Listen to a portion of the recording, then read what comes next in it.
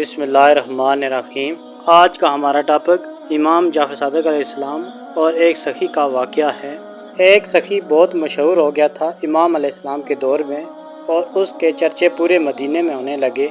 वो सखी गरीबों की कैसे मदद करता था और कहाँ से माल ला कर गरीबों की मदद के लिए इस्तेमाल करता था।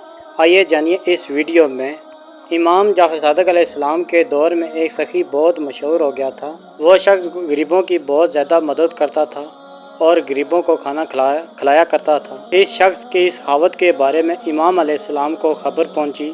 इमाम अलैहिस्सलाम ने सर पर चादर ओढ़ी और कहा, चलो हम भी देखते हैं उसकी सखावत कितनी है। इमाम अलैहिस्सलाम चलते चलते एक चौक में आकर रुक गए।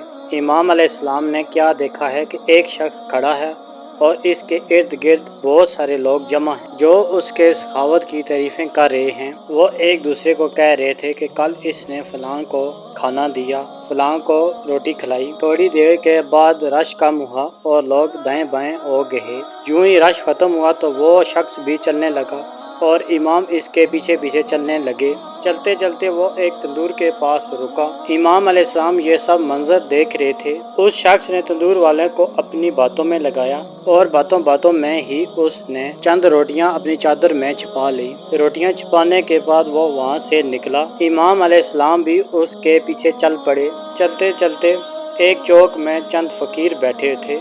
उसने अपनी चादर से 4 रोटियां बाहर निकाली और उन फकीरों में ये रोटियां तकसीम करने लगा।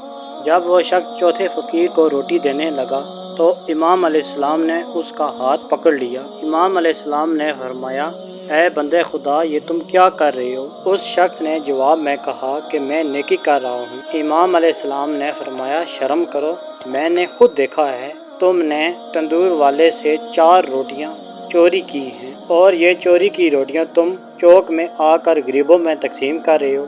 आगे से वो शख्स बोला कि मुझे खुदा ने कुछ नहीं कहना, बेशक ये चोरी की रोटियां हैं। इमाम अलैहिस्सलाम मुस्कुराए और बोले, ऐ बदबख्त इंसान, तुझे खुदा क्यों नहीं कहेगा? तो वो शख्स बोला कि खुदा का वादा है कि कोई भी इंसान एक गुनाह करेगा तो उसके अमाल नामे में एक ही गुनाह लिखा जाएगा और जब वो एक नेकी करेगा तो उसके अमाल नामे में 10 नेकियां लिखी जाएंगी। इसी तरह मैंने 4 रोटियां चोरी की उठाई तो मेरे गुनाह हो गए 4 और वही रोटियां मैंने गरीबों में तकसीम की तो मेरी नेकियां 40 हो गई।